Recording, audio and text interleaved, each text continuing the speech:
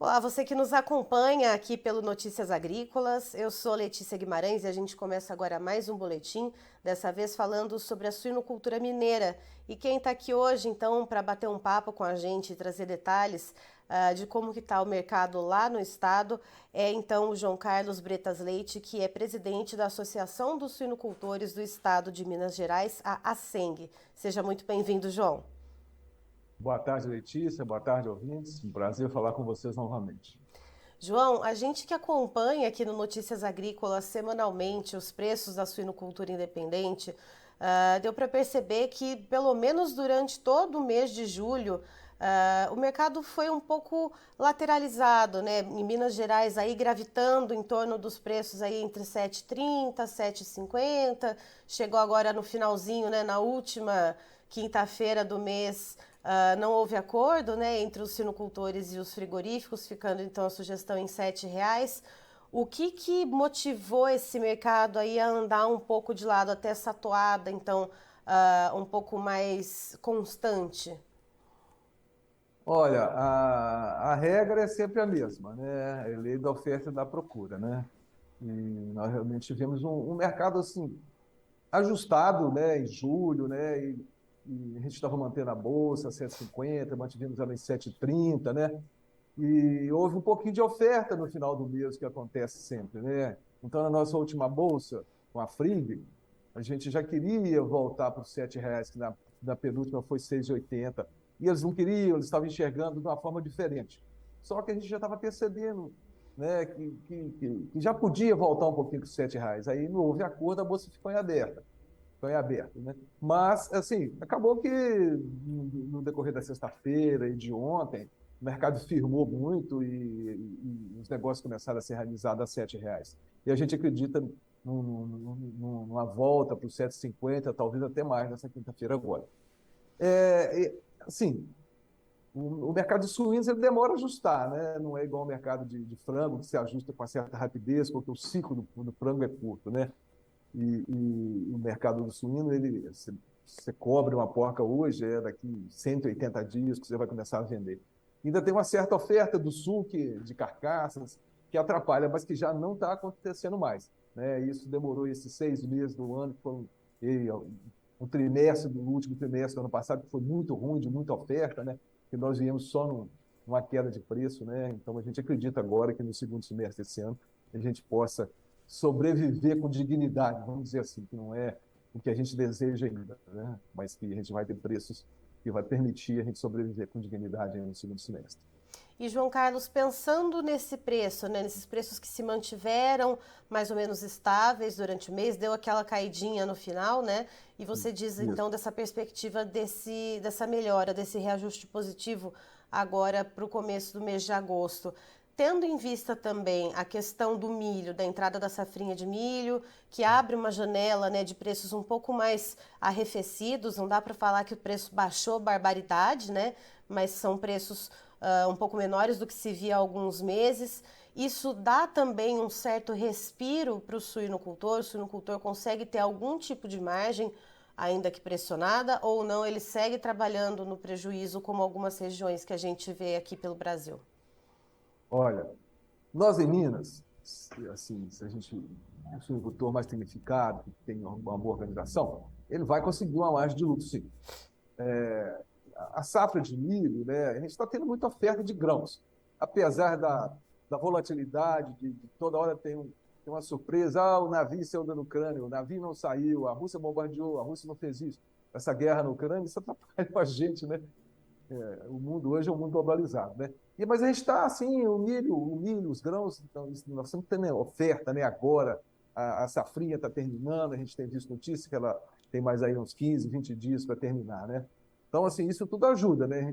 Quem tem recurso financeiro para se abastecer, vai ter, sim, um custo mais baixo e também você fica menos apavorado na hora de vender suínos, né? Porque você começa a ter uma margem de lucro, você já não sente aquela necessidade de ficar livre dos animais, né? Você consegue perceber, não, se o animal comer mais 3 quilos de ração, ele vai engordar mais 1 quilo, então eu vou ganhar mais X reais. Você faz uma conta. A gente não estava podendo fazer isso nem na terminação que é a ração mais barata, né? O animal ganhava peso, mas o que ele comia não pagava, né?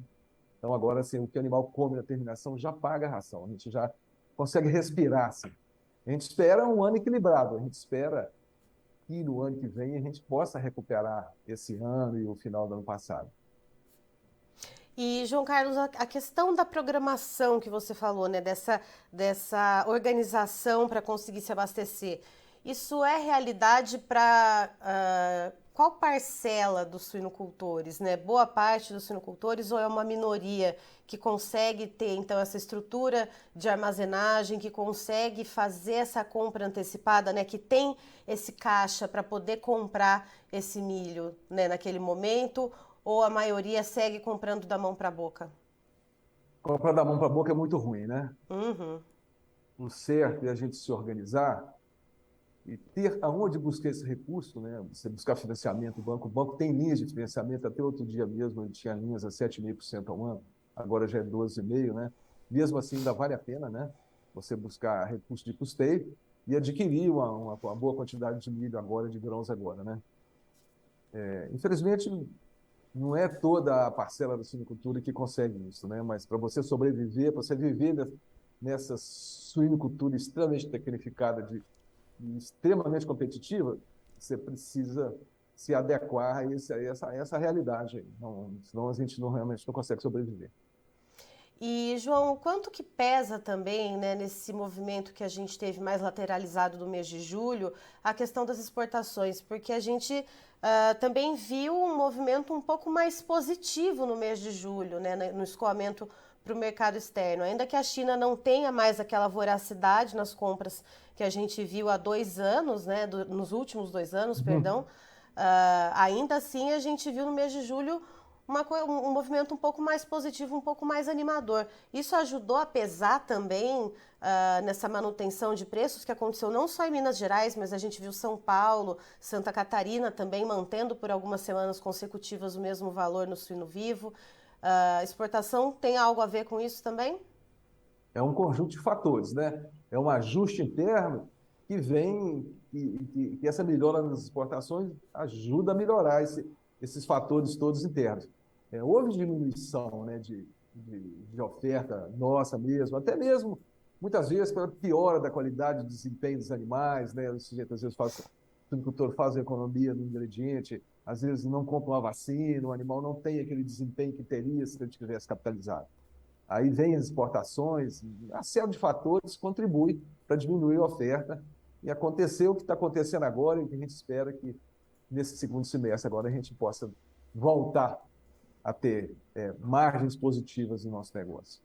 Certo. E, João, essas margens positivas, quanto que a gente tem estimado de custo de produção frente a esse preço que hoje a gente tem sugerido pela Seng de R$ 7 o quilo do animal vivo, para termos uma noção, então, né, de como que está essa relação de troca? Nosso ponto de equilíbrio é 7,50, Uhum, ou seja, a 6,80, 7, nós estamos com margem negativa. certo. Então, a gente precisa voltar para o 7,50, para o 7,80, para a gente realmente ter margem de lucro positivo, ter margem de lucro, né? Se a margem de lucro é positiva. E a gente realmente espera 8,50, sabe? Para a gente voltar a ganhar dinheiro, poder investir, alguém pagar a dívida, né? Desde o segundo semestre do ano passado, quer dizer, foi um ano Uhum. com margens negativas. A Refazer gente caixa, né? teve um, teve um ano positivo, muito bom, em 2020, mas assim, esse ano, né, de segundo semestre do ano passado e o primeiro semestre desse ano, foi quase o que nós ganhamos em 2020, sabe? Então foi muito ruim. Foi assim, muito profundo, muito intenso e demorado, sabe? A gente, às vezes teve hora que a gente chegou a desanimar mesmo, sabe? Não E desanima porque o negócio chega nessas horas, a gente não tem liquidez no nosso negócio. Se fosse uma mercadoria simples, muita gente teria vendido, né? Mas você não consegue sair do negócio. E, João, pensando na demanda interna, né? A gente falou das exportações que deram uma certa alavancada no mês de julho. Aqui no mercado interno, o que se espera em relação ao consumo dessa carne suína? a gente não consegue alterar consumo interno assim, significativamente de uma hora para outra, né? Tem alguns fatores, assim, o pessoal fala assim, voltou às aulas, né? Estava todo mundo de férias, a grande BH, né? Que é uma região formadora de preços, né? Todo mundo saiu de férias, ninguém tem casa, o pessoal viaja e tal. Não sei se isso é significativo, eu não sei se volta às aulas é significativo, não sei se frio é significativo, né? Eu sei que a carne suína hoje é a carne mais barata que tem na prateleira, né? Inclusive saiu uma reportagem ontem por isso, né? Que carne de bovina está muito cara, né? Diminuiu o consumo, né? Eu acho que peito de frango é 19, 20 e lombo é 14, 13, né? Então isso aí contribui, né, para o consumo melhorar, né? A carne suína está mais barata que o frango, isso é coisa raríssima, né?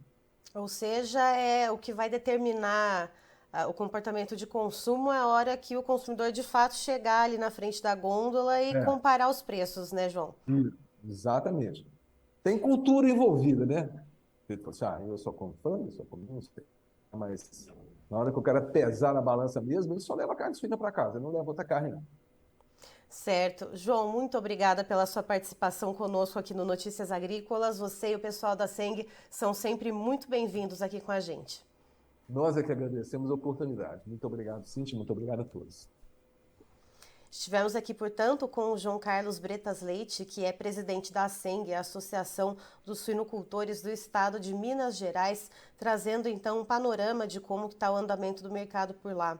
De acordo com o João, nesse último mês de julho, o mercado andou um pouquinho de lado, deu uma caída no final do mês, com uma certa oferta vinda de carcaças, né, e de outros estados. E então o preço sugerido para essa última semana do mês de julho ficou em R$ 7,00 o quilo vivo. Apesar de durante a realização da bolsa não ter havido acordo entre suinocultores e frigoríficos no último dia 28, ainda assim, em seguida esse preço, perdão, acabou sendo praticado nas vendas, então acabou valendo esse preço de R$ 7,00 o quilo. Porém, frente aos custos de produção, o João Carlos explica que o ponto de equilíbrio entre, então, a relação, né, na relação de troca do preço de venda e custos de produção seria o valor de R$ 7,50 o quilo vivo, que é o que ele estima que deva ser alcançado, então, na próxima semana, na próxima Bolsa de Suínos do Mercado Independente de Minas Gerais. Eu encerro por aqui, daqui a pouquinho tem mais informações para você. Notícias Agrícolas 25 anos, ao lado do produtor rural.